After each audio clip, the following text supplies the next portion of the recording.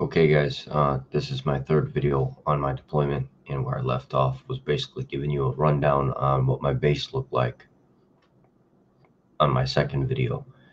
Now today I want to talk about my first actual experience when I left the FOB for the first time on routine patrol. Basically learning the new ins and outs of the area. What I did was we were stationed in FOB Falcon, or on FOB Falcon, just south of Baghdad.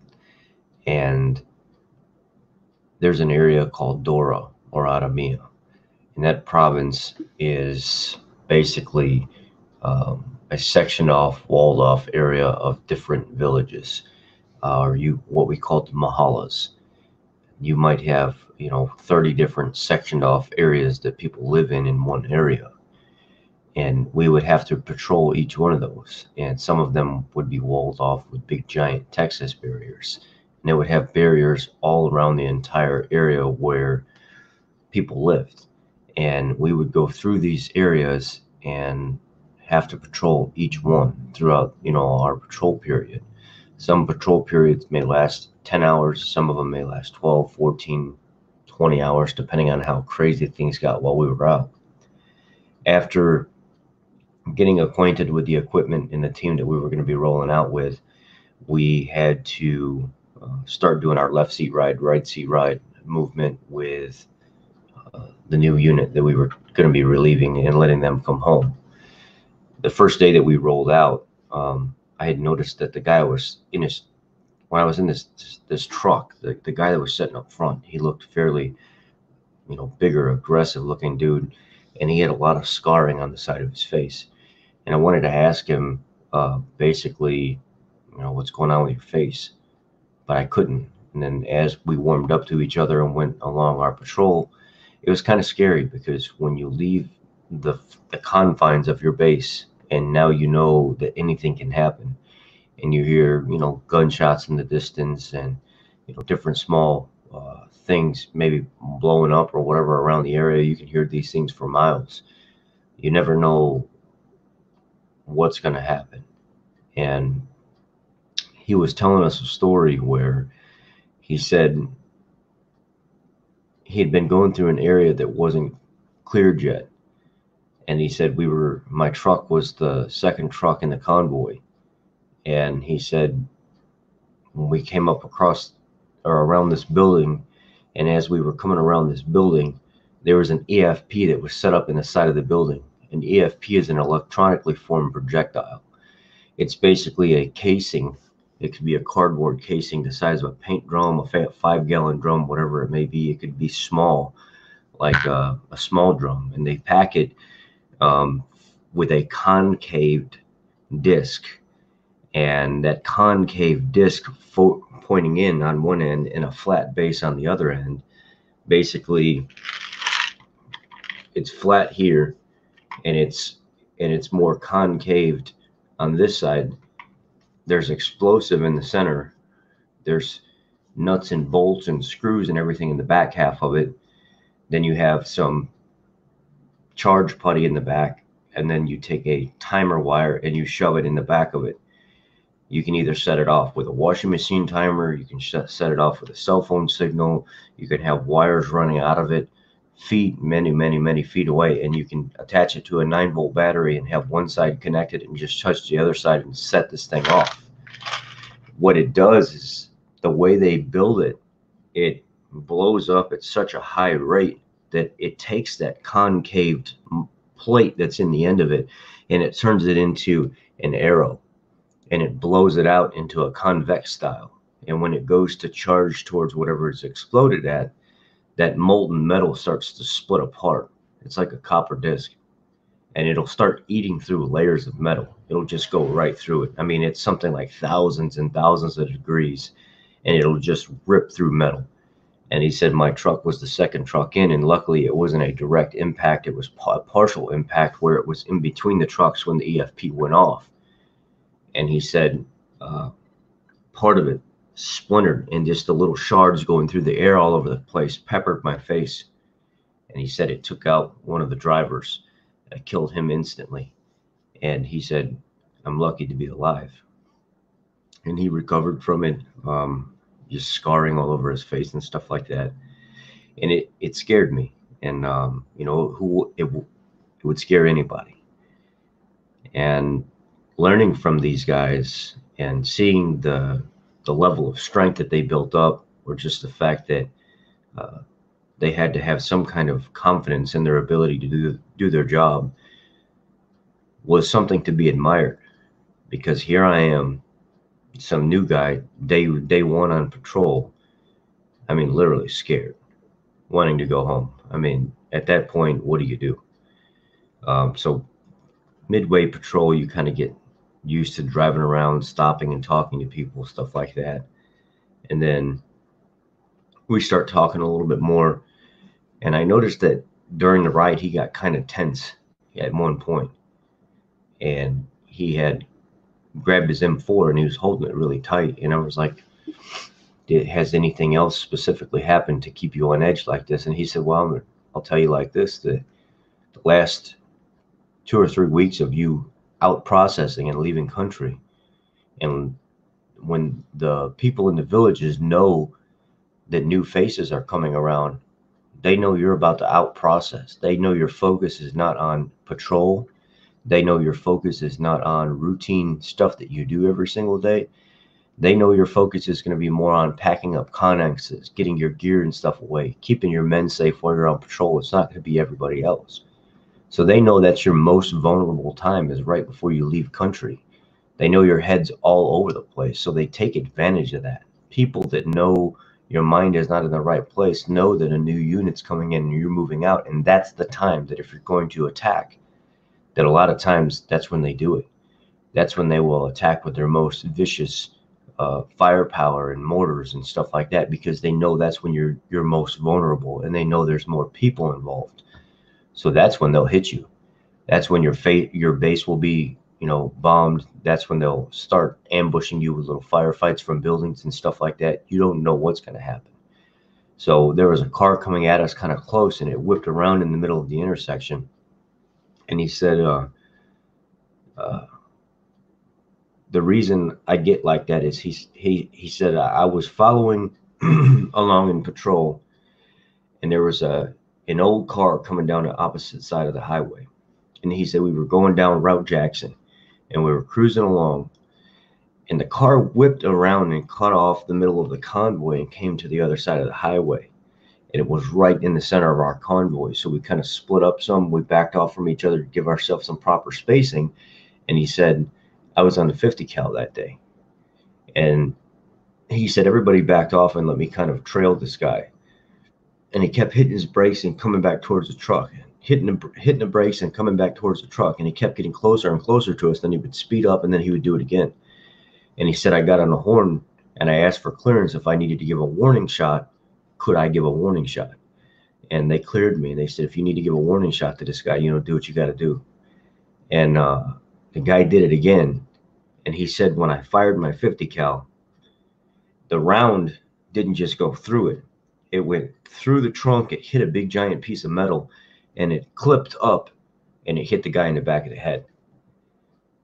And it hit the guy in the back of the head and killed him. It blew his head apart, blew part of his shoulders apart and stuff like that. And he said the guy went careening off the road, and the car blew up.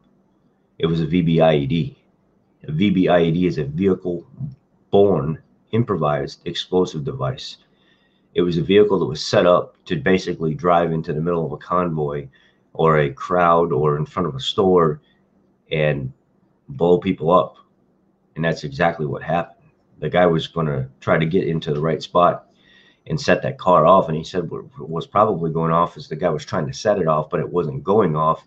And that's why he kept speeding up and slowing down, as he figured that maybe eventually we would hit him or that he could get the thing to go off. But when he hit that warning shot and it clipped the guy in the back of the head and blew the side of his head off and his shoulder apart, and the vehicle went careening off the road, it blew up. It had they found fuses for like 3 or 4 different rounds inside that thing. That car was meant to do some damage. So every time there's a similar situation, he said, I get all tense. I lock up. I don't know He said it is what it is. It's built in you at that point because of what happened. So already I knew that this guy, in the 10 months that he was there, had endured so much craziness that it's probably somebody that you should shut up and listen to and learn from. So I stuck to this guy's side for the next couple of weeks while he was his company was training us to take over where they left off. And that patrol was kind of wild because it was something that you don't expect. You learn the different types of things that could happen. While you're driving down the road, he said they'll make these little pineapple type grenades where there'll be a fuse timer or something at the bottom, and they'll throw the grenade up over the wall as you're driving by, and that thing will hit your truck and it'll go off. Or they'll build little small IEDs in the bottom of the bridges, and you think it's meant for you, but it's not. It's an area where there's Sunni and Shia living too close to each other, and they may set up some kind of small device to blow up whenever, like, the Sunnis cross over into the Shia area. Underneath the bridge, there's like a little people walkway, and they'll set something up in there to kill people because they have different beliefs. They religiously believe something different or whatever it may be. And he said, and you get in the middle of it. The violence was never intended for you to begin with, but when you take your life and ingest it into somebody else's life, and their life wasn't meant to incorporate you, you now become the problem. And he said, that's exactly what we're doing here. We're supposed to be here trying to serve a purpose, but really what we're in the middle of is we're in the middle of somebody else's sectarian violence. Their own sectarian war has nothing to do with us. So that was my day one experience, learning all these different types of things and what can happen, and the different types of violence just based on ideology or what somebody believes, or the fact that people aren't exactly the same religion. That was my day one out on patrol, and it was pretty interesting because you have to do this for a week while they're driving, and they're the ones that are controlling everything. And then after that first week, you get put in the driver's seat and they get put in the passenger seat, and they get to monitor what you're doing. Are you doing things correctly? Have you learned the area? Have you learned who the leaders in the area are? And it's kind of like they're your teachers, and then they get to evaluate you before they go home, knowing that those last 2 to 3 weeks are the most critical time because that's when all the bad stuff typically happens. So, there are some things that you have to learn. They had different types of military there. There was a group called the SOI. It's an Iraqi, basically paid little military force called Sons of Iraq. And they guard the little checkpoints and stuff like that. They collect a little bit of money every month to do what they're doing. They're dirty. They're crooked. They get paid by multiple different types of people. They're supposed to be doing a good deed, and they're really not. They are in with the different small terrorist groups and stuff like that, or whoever may be trying to create turmoil at that time. They get paid by them, and they'll take their money too, and they'll turn a blind eye whenever they want to set up a bomb by a checkpoint or something like that. You have the Iraqi National Guard, you have the Iraqi Army, and we get to work with all these guys. Day two was kind of wild because that was the first day that we had our first attack, and I didn't know what an attack was. When you hear radars going off in the distance, incoming, incoming, incoming, incoming, incoming, incoming, incoming, incoming, incoming, and it's a Q-36, Q-37 radar. They pick up rounds that are flying through the air, and they can detect as they're coming in to give some kind of warning ahead of time to let you know something's coming. And the first attack was a Katyusha rocket. Basically, it's a rocket with a rocket motor that's attached to a bigger device on what it's meant to be propelled, so it only goes so far. But the rocket hit over in one of the other units' motor pools, and it destroyed a couple of their Humvees, or it messed them up. It didn't destroy them, but it did some damage. That was pretty scary because when that happened, I was actually leaving the building to go over to the DFAC, the chow hall, and grab some lunch. And as I'm walking across the yard, or the gravel parking lot, I could hear this incoming, incoming, incoming. And you're taught whenever you go there, if you're in an area where you think you're going to get hit by something, it's better to just go ahead and stop exactly where you are and hit the ground and cover than to possibly walk into it. So if you're not by a building, and if you're not by a bunker to where you can get somewhere to safety, you get down and you cover up, because chances are you'll save yourself better that way than trying to run somewhere and hide. So that's exactly what I did. I dropped my weapon to the ground, I laid on top of it, I covered myself up, I pulled my hands in, and it landed somewhere else. But you can hear it as this thing was flying through the air. And it landed way on the other side of the base somewhere. It's crazy when you get put into these types of situations, because it's something that you've never dealt with before. You either accept what is about to happen and kiss your ass goodbye and hope for the best, or you lay there in fear and it make the situation even worse. So basically, I just got down and I just stayed right there and just let it happen. If it's going to happen, it's going to happen. I want to show you what an IED is real quick, just so you know. There's a really good video. I'm going to screen share this. I like using this screen share because I can show you guys exactly what I'm talking about.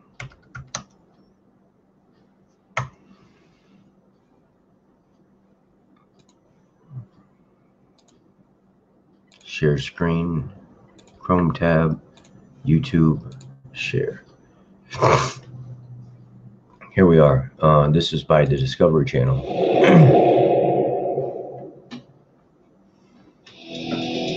Locked and loaded. Second platoon rolls out.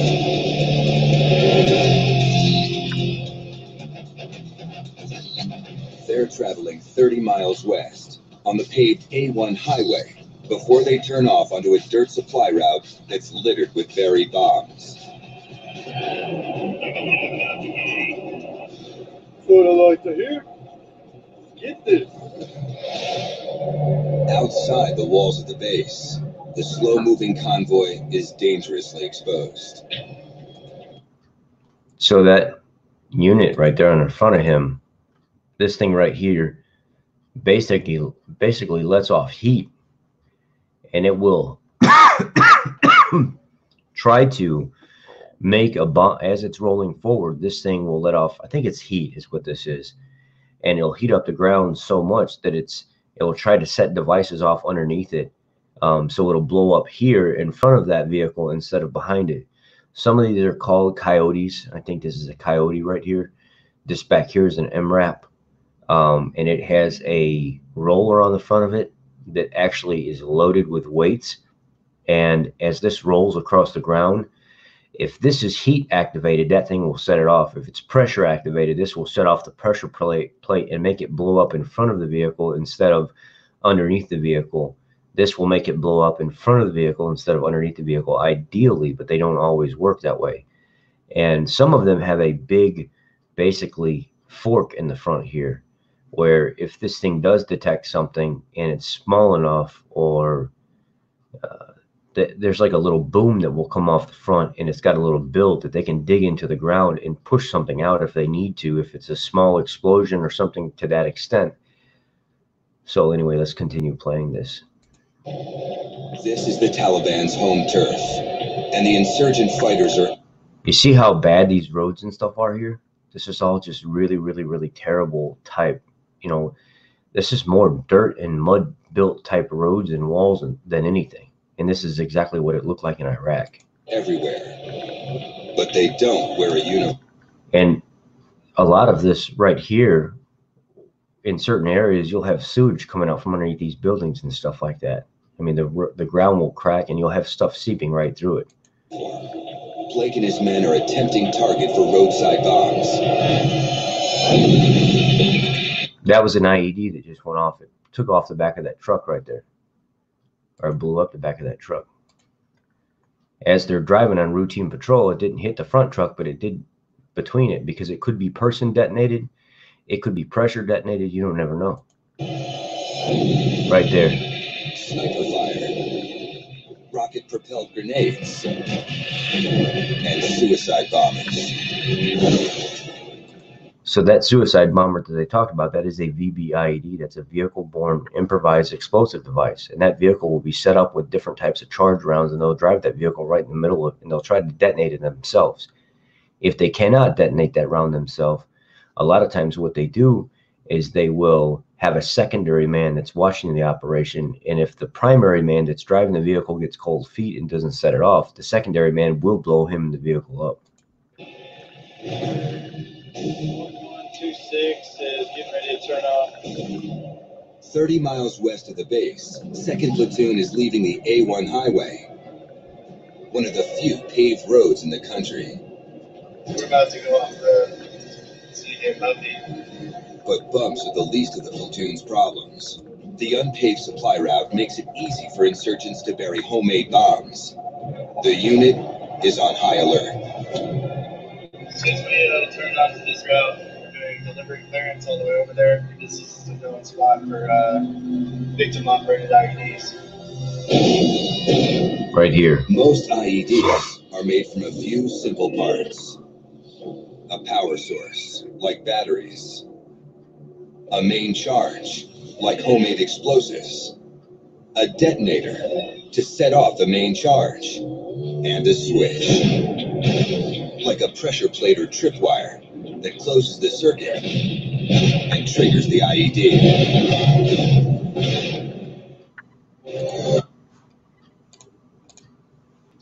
So that basically is one of the ways that you can get hit by something while you're over there. Is that, in a nutshell, is an IED. And the same thing is said for an EFP whenever you go to war. You know, day 3 of getting hit by that Katyusha rocket really woke things up for me. I didn't expect anything like that. And we actually went through a almost 3 month period where we were getting bombed almost every single day. We went for almost 3 months straight where we were getting hit with mortars every single day. And I'll have to try to cover that story another time. I don't want to give everything all in one shot. So if I go back to, I want to show you something else. I want to actually show you what an EFP is, so you know what it looks like.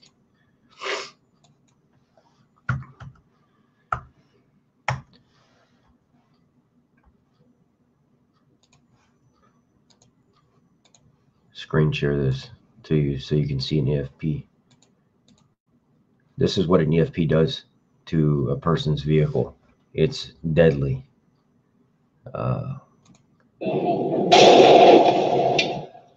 When this vehicle was blown apart by an improvised explosive device, an IED, debris flew in every direction. IEDs remain the #1 killer of U.S. troops in Iraq, and by the Army. An EFP will go through metal like this. It will just penetrate all the way through.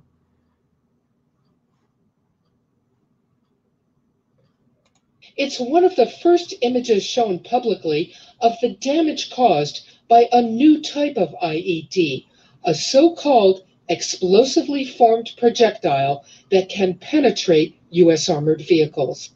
The energy of an EFP blast is focused in one direction, right at the vehicle, leaving the armor full of blast holes. In this case, 4 soldiers were badly wounded. Lieutenant General Russell Honoré, who trained soldiers headed for Iraq, is one of the few talking about this type of danger.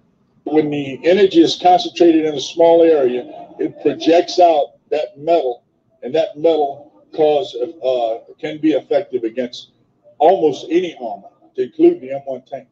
In this photo from May, 2 explosively formed projectiles hit the door, penetrating the armor. The driver was killed instantly. Another photo shows an attack against a contractor's armored vehicle by 2 of the new types of bombs. Army documents accompanying the photos call these weapons.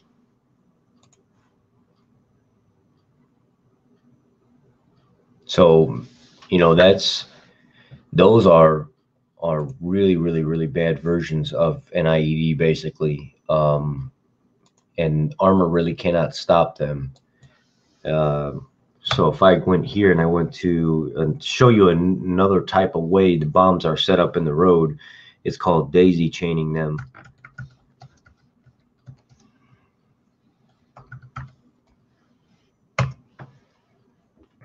And basically, daisy chain, you look at this, let's see here, vehicle VBIED, 200-pound daisy chain.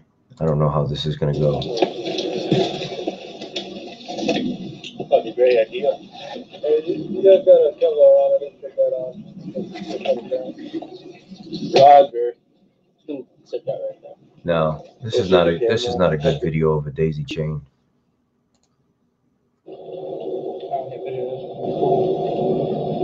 Stay down, like 3 feet down, as low as possible. Just drag on this. Sorry for the shaky footage, but basically what they'll do is, see all this area that's dug up right here. Let's just pretend this is it. Is they'll put one IED here. They'll link it through to another one. They'll put another one here. They'll link it through to another one. They'll put another one here, and they'll spread them out, or they'll spread them across the road. So depending on if you're trying to take out multiple vehicles in a convoy, or if you're trying to take out one big vehicle in the convoy, sometimes they'll daisy chain them in case one doesn't go off. They can get some of the other ones to go off.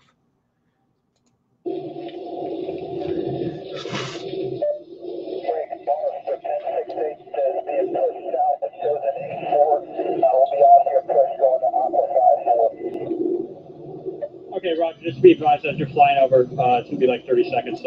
Look down here in this area.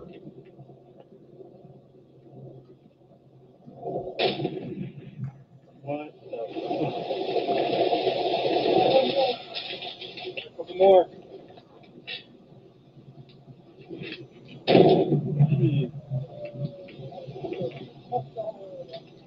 You see how more than one in that area went off? That's a daisy chain. There's 3 of them in a row right there. There's 4. Oh. That should be it. Stay down.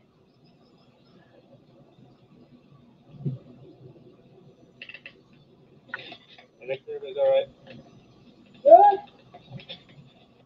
So in that road, there was 4 daisy chained IEDs in a row. So that's basically how these things can get set up like that.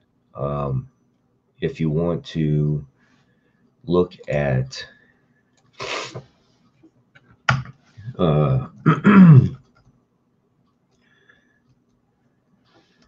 how it's made, or EFP,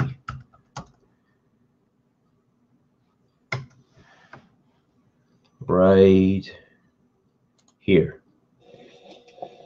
In this video, we're going to jump from the Vietnam War. You see how I explained to you that it was a concaved disc in the end of the drum? Here's that concave disc. There's the explosive behind it. And as that explosion and that charge pushes forward, it gets into the back of that disc and it pulls it out like this, and it makes it more like an arrow type. To Operation Iraqi Freedom. And I'm going to give you some information on EFPs, explosively formed projectiles. I am not going to tell you how to make them. Okay, there are videos on YouTube that do. This was typically initiated by an electric blasting cap from the back. So the signal would come through to the blasting cap, set off the explosive. The explosive would detonate, pushing out the plate from the end.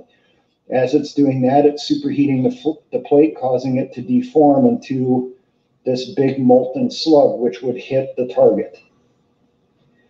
Now, the difference between the copper and the steel plates.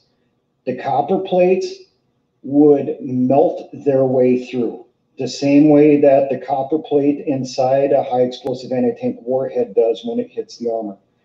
The steel plate does not get as molten by the time it hits the target. So what that does, it kind of pushes its way through, it shatters its way in, causing more spalling on the inside. The copper will cause molten spalling, molten fragments to get tossed through the vehicle. The steel plate will cause more of a sharp-edged fragment to fly through the vehicle. I'm not going to tell you. So basically, that is what we were being introduced to the first couple days or first couple weeks of being there, trying to learn what all this different stuff was and how it was set up. Till tomorrow, thank you guys. Be blessed.